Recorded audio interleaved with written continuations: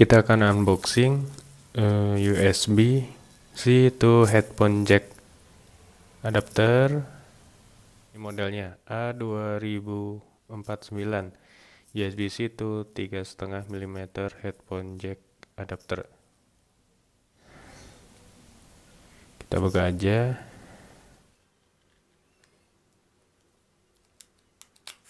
Dalamnya apa aja sih isinya?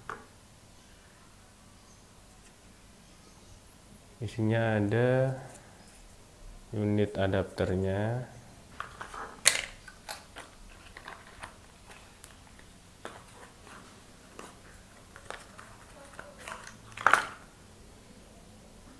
jadi bergaransi setahun.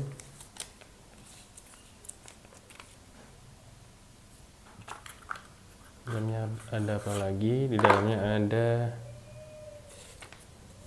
ini compliant ke beberapa peraturan di negara-negara tertentu ya. Kita buka aja. Jadi kalau aksesoris bawaan Apple itu kemasannya itu unik gitu. Jadi misalnya nih ada tempatnya buat biar nggak gerak-gerak. Misalnya kalau beli yang KW itu cuma isinya gini ya. Nah gini. Jadi ini adapternya, ada tulisan apanya sih di situ? Design by Apple in California, assembled in China, model A2049. Jadi ini nanti yang masuk ke colokan USB-C-nya, USB-C. Ini yang ke 3,5 mm headphone jack.